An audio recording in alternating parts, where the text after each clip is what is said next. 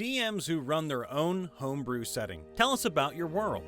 There's loads of people looking for world-building inspiration every day, and maybe, just maybe, your ideas can help bring other people closer to realizing their own. Think of it like a 30-second elevator pitch about the most interesting parts of this setting. Let's hear them down in the comments below. In, I hope I don't butcher this, Erevan, based on English and German fairy tales and folklore, questing knights ride to the forest perilous, thieves play cat and mouse with corrupt nobles, and red-cloaked hunters slay monsters out of old stories. For all of these, the Fae of the Otherworld are a capricious danger just out of sight, and heroes from all sides must come together to save the realm. But before we continue, here's a little word from our sponsor, Erevan's Guide to Death and Beyond. Erevan's Guide to Death and Beyond is an upcoming 350-page tome of dark spells, unholy monsters, arcane craftable items, and undying mega-bosses for D&D 5th edition. That answers one question. Can a party go on after a TPK?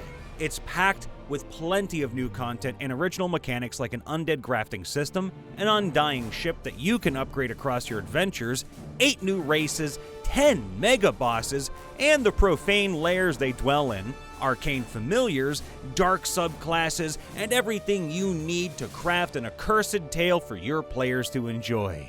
Enter a world where the power of death is weakened. Watch your comrades fall, only to rise again as an undead, and embark on a campaign that takes your party from level 1 to level 10, shrouded in the horrors of a setting-agnostic story sure to grip your whole table. The Kickstarter is now live. Support the release to gain access to rewards like a free Liquid Core Soul River D20, superb discounts off the final release, highly detailed original miniatures, and more. Links are in the description below. The Grand Duchy of Whitesparrow, my nephew picked out the name before I knew it was from a third-party supplement, lies between 3 powerful empires. The Old Empire, the Beneficent Empire of Cardendos, and the Dwarven Kingdom of Bazara-Duzu. Its continued neutrality and independence makes it an important global marketplace, a seat of higher learning and science, but always also a tempting target. Throw in the mysterious elves of the Great Forest and the hobgoblin armies massing in the hills under constant pressure from all sides, and you have a starting place suitable for all kinds of adventures. It's a place where one can get rich quick if one can work out a better hustle than the already well-established forces of evil and vice. Find lost treasures from ancient dwarven settlements abandoned by religious and ethnic wars. Dive into intrigue and shape the course of nations. Pick a side and fight any idealistic crusade for kindness and decency. Players can take it in pretty much any direction they want.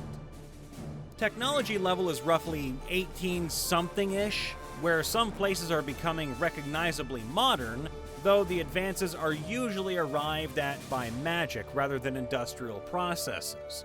But most humans on the planet are still living a life not significantly different from the ones their ancestors lived 1,000 years earlier. The continent of Borrelia is a bloodied one.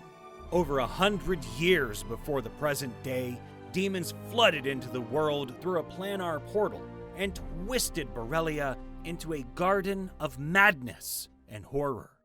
In an effort to keep the world from utter annihilation, the gods themselves gave up their life force to push the demons back into the abyss and trap them there forevermore. But the demon war, as it came to be called, had taken its toll. The world is in shambles.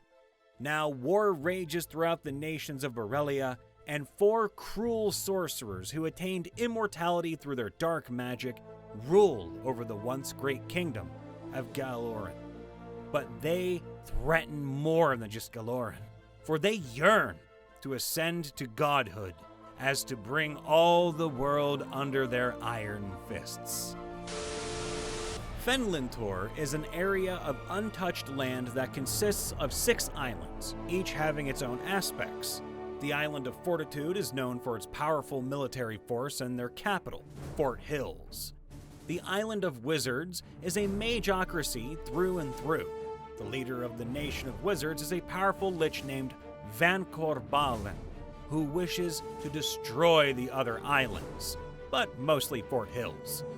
Hag's Finger, on the other hand, is the most dangerous island in setting. It's shaped like a hag's finger and is ruled over by a powerful and strange hag, who seems to be somehow a combination of all the other hags on the island. She's known as the All Hag. There are more islands, but I don't wish to list them as these are the 3 main islands. The Forest of the Mousemen is home to a small race of mice who grew intelligence. These are called the Mousums. Mousum guards fight crabs and ferrets, while potters and other craftsmen work day and night to get new battle supplies in so the Mousum can destroy the ferrets of the underground kingdom Dark Heater. Mousum cities are raided frequently, and the survivors join local militias to fight. The wolves of the outer territories near the Mousum capital Briarwood are growing hungry, as the recent war with the ferrets have left the Mousums unsafe and unready for an attack. Cornered at all sides, it's uncertain if the Mousum will actually survive and if they're going to stay in their beloved forest. In the Stark Arrow Isles in the Zerillian Ocean of the world, Almel, pirates rule the waters, fighting both the colonial navy of Welbren and each other. But behind the swashbuckling and swordsmanship lies an ancient elemental who is once again rising. In order to prevent Nerus, the depowered god of the depths, from conquering the multiverse, the 8 artifacts of Re Cetera must be brought together in the volcano at the center of the archipelago. Avast me hearties, and attend these tales! Sunfur is a vast ocean of trees stretching as far as the eyes can see. For years, the 3 peoples, elves, gnomes, and halflings, lived in harmony beneath the dappled boughs. But the arrival of the other peoples, less respectful of the great tree, has led to the war of 5 races, and the fires of war have burnt deep into the roots of this world. Elven parties sneak through the shady woods, dwarven clans hew trees to fuel the warforges, and merfolk tribes fiercely guard their mangrove swamps. And to top it all off, the great tree has withdrawn from the world below, and Sunfur is in doubt as to how long this state of affairs can continue. Velendor is a pocket realm where life, for the most part, mirrors Faerun, with all the same gods, most of the many species, flora, and fauna. It is a single landmass and exists in a pocket realm where Ao likes to watch the creatures develop and forge bonds, alliances, and far more in a remote, isolated, yet small realm. The heroes brought from more common lore are all of races that don't exist in Velendor. This makes them monstrous and quite frightening, yet also casts a glamour of hope, as the residents know that heroes from afar will one day save their realm.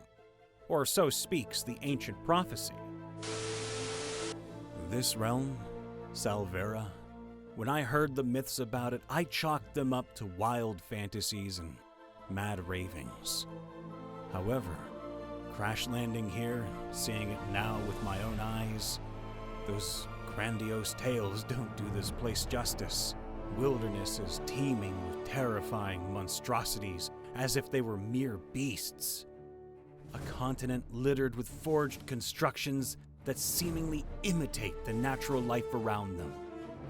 A forest ever bathed in the shadows of a twilight sky, housing terrifying, yet benign creatures legend normally depicted as embodiments of evil or maddening abominations.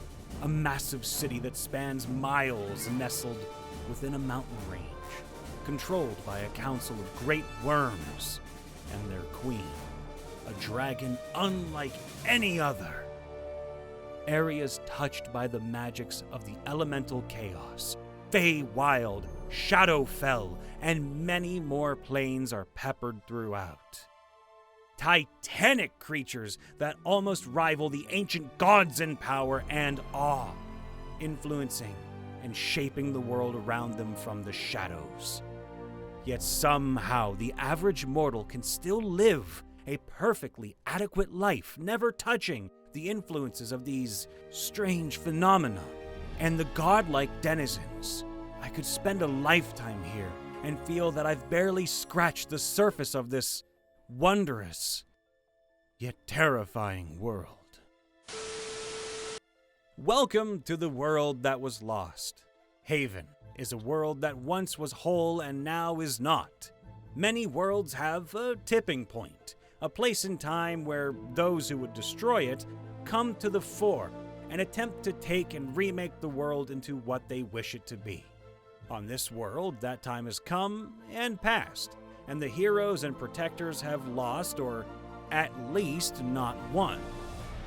Where once a green and fertile planet rode the firmament, its remains now lie, shards of stone and earth floating in the void, the outcome of the continuing war between the gods and those that would unmake all. This is a reality where skyships and floating cities travel through the void, where pirates roam in skyships searching for victims, where gnome dirigibles carry cargoes of eccentric works of wonder to cities of the remnants of the world.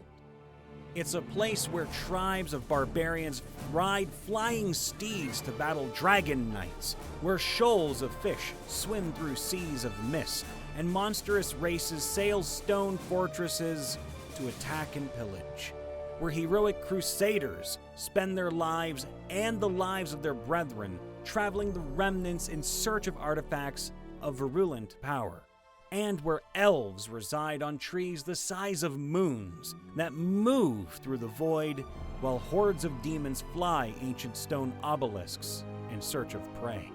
It's here where ancient enmities and cults reside, drawing on forbidden knowledge to hasten the end of time and bring power to themselves and their gods and ungods. It is in this land of conflict and peace that you find yourself. It is here you will learn the paths of power and make decisions that may either bring the world together or finally end it. The Wicked West has earned its name, for the land itself seems to have an unquenchable hatred for all things living. It's a massive desert, spanning over 1 million square miles, but only a tiny fraction of that space is inhabitable. Because lurking within the desert's impossibly fine sands, so fine that you can literally slip under and drown yourself in them, are monsters. Great beasts which only seek to devour anything their unnaturally keen senses detect, creating vibrations by thrashing about in the desert.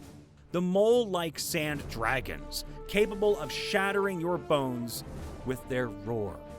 The swarming sponge leeches, which suck the moisture out of anything they come across. And of course, let's not forget the mythical sand kraken, a gargantuan horror that is far too real for any sane person to be comfortable with.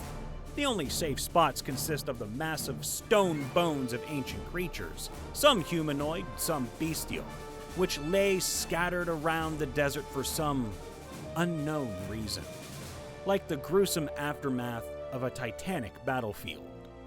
The only passage between these bizarre havens is by using rail trains, locomotives, outfitted with a magical device that allows them to lay down track in front of them as they go, allowing them to go anywhere with enough ambient magic. So we've established that the West is pretty awful, but why would anyone go there? Well, the answer is simple: wealth. Buried underneath the sands of the Wicked West is a powerful magical substance known as white coal. When burned, white coal releases a staggering amount of magical energy, and it is used to power all sorts of magical contraptions and devices. Most commonly, it's found in the guts of sand dragons, within a specialized organ that they store it in for use in their earth-shaking roar. So many in the West find their fortunes as mole hunters, though many more become mole hunted. And that's just about it. Scary desert with sand monsters and also giant bones and also magic coal and big moles.